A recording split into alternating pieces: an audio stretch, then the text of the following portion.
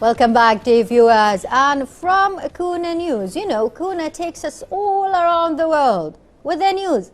But sometimes you need to go by yourself.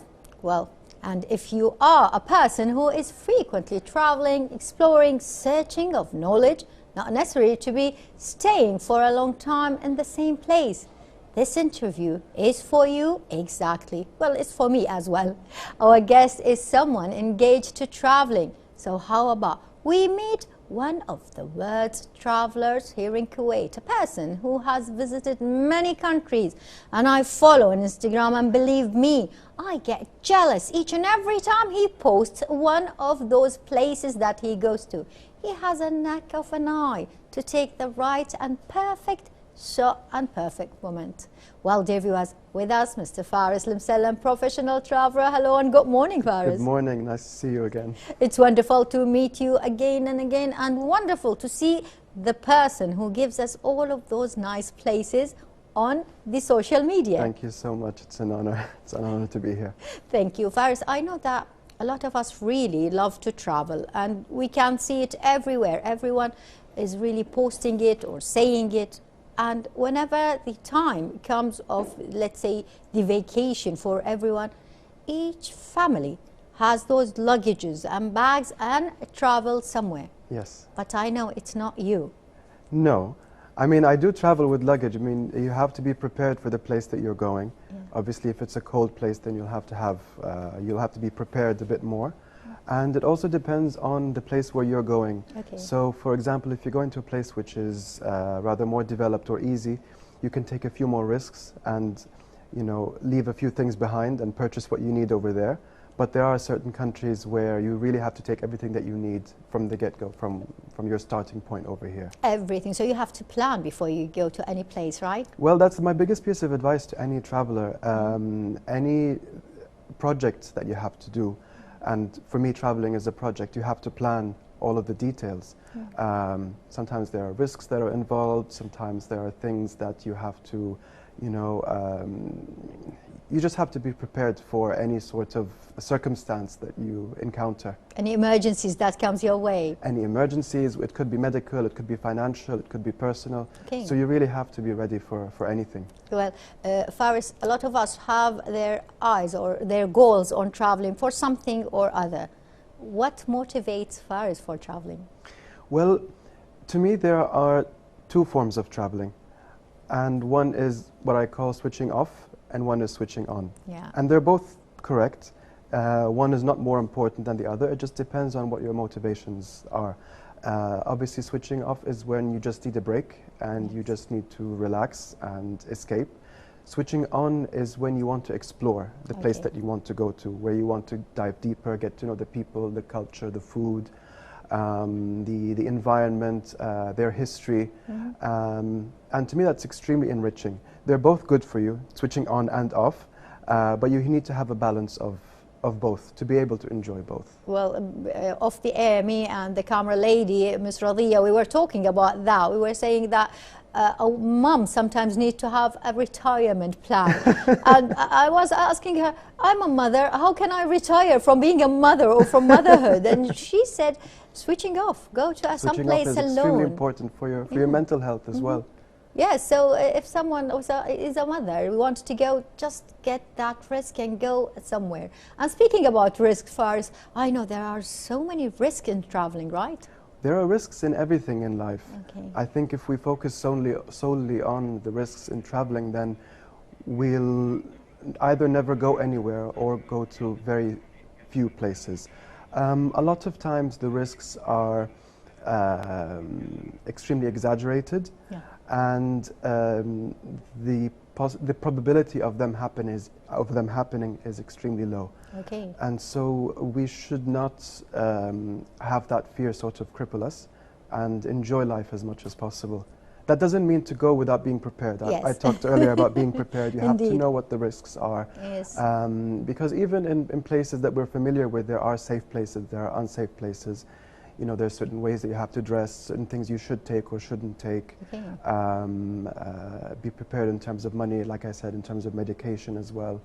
have the important phone numbers, for example, of the embassy, emergency services. Yes. Those are all really important to have because you never know when you might need them. Well, speaking about all of those risks, I know that in the past 10 years, you have been to so many places and you took around more than 5 trips. And we can see on the screen Grenada. And actually, no, this is Gardaya. Gardaya, not Grenada. No, this is Gardaya in Algeria. Really? Yes, this is in Algeria. So talk to us about it. Gardaya is a place towards the south from the capital Algiers. It's one of the more traditional, one of the more conservative places of Algeria. They're a very insular community. They take care of themselves. So, for example, they have a hedge fund where they all participate in. They have a house in Medina, so they don't waste money. They have a house where they stay over there. Okay. Any leftover money is put back into the fund so that the next year more people can go. They're very known for their carpet weaving. This is actually on the way to a mosque, which is partly underground. I can see that. It's like a cave, right? It's like a cave, and it's done in a symbolic way to remind people that, you know, in the end we will all be buried, and to be humble. Wow. So even going into the mosque, you go underground. Underground. And this is what you meant by switching on. Exactly. So you go into the community, you stay with them. Do you stay, how many days do you stay with them, Faris? Well, when I say stay with them, we don't necessarily stay in their homes. Yes.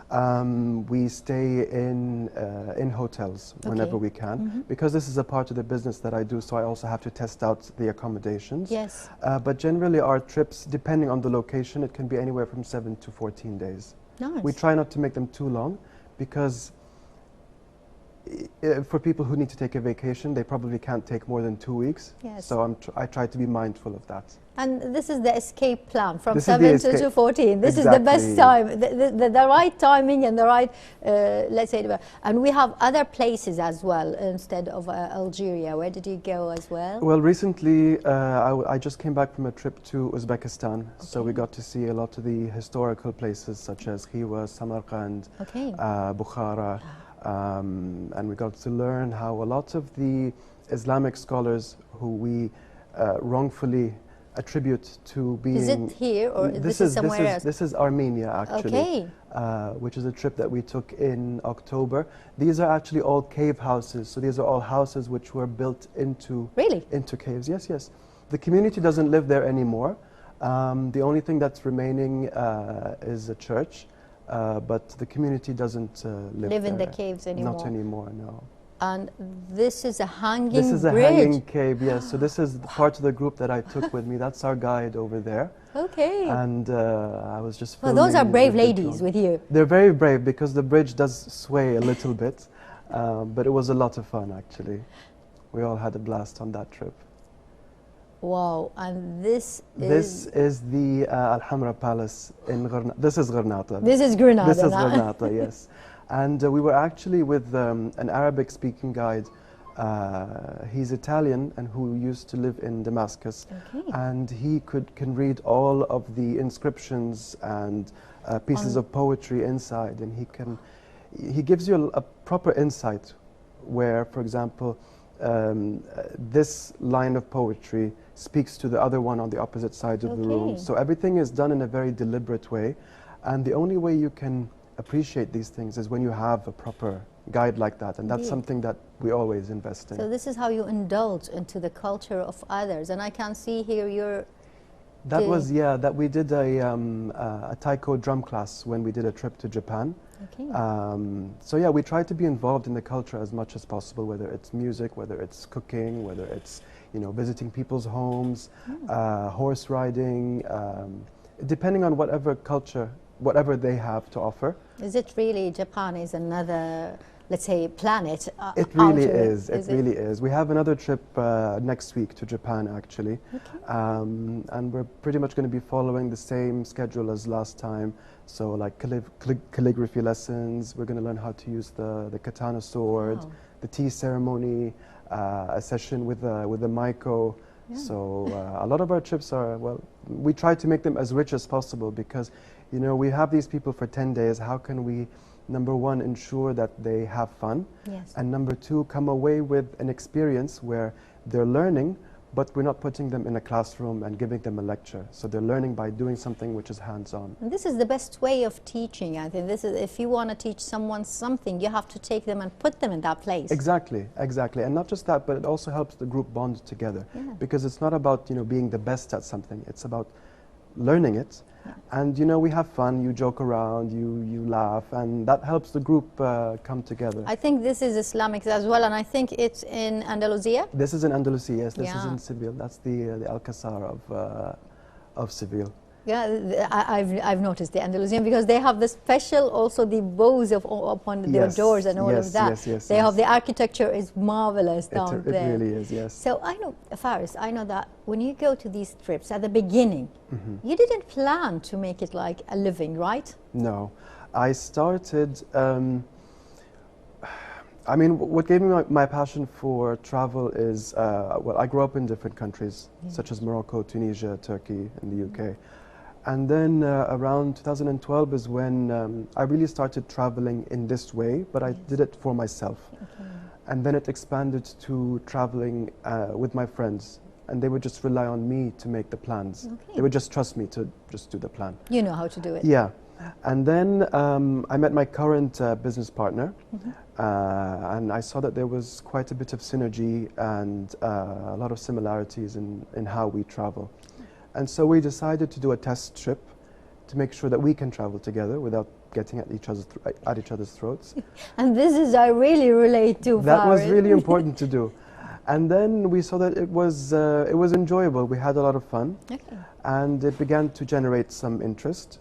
And so we established the company, we started advertising, and we got quite a few trips. And then Corona happened, Yes. so we had to take a break for a year and a half. Indeed. But alhamdulillah, we're back to doing our trips on a regular basis. This is great. I want to ask you this question, Faris. I know that a lot of people would say they cannot travel by themselves. But you say no. Sometimes you need to take a break from others, right? You do need to take a break from others, and traveling by yourself or doing anything by yourself, it requires being happy by yourself. It requires you creating your own entertainment. It requires you being okay with your own thoughts. It doesn't require sharing an experience with someone or talking to someone. It can be a bit difficult at first for someone who's not used to it. But I think it's the best source of mental recuperation, I think. Yes. If you can travel by yourself, then you really know how to enjoy yourself. And this comes to another question. When you go and travel by yourselves, you discover how enjoyable it is, how marvelous that trip is. And then you're back again to traveling with company. How do you differentiate? How do you stay, no, I don't want to go with anyone else. I'm happy by traveling with myself. Well, they're both pleasurable in their own way. And they both have their advantages and disadvantages. Yes. And I look forward to both kinds of trips, actually. I think I have to. And it's lucky that I do. I mean, just like in life, you have to adjust yourself to any sort of situation. I can't have things the way I want all of the time. And the biggest thing that I enjoy from traveling with groups is getting to know the different kinds of people.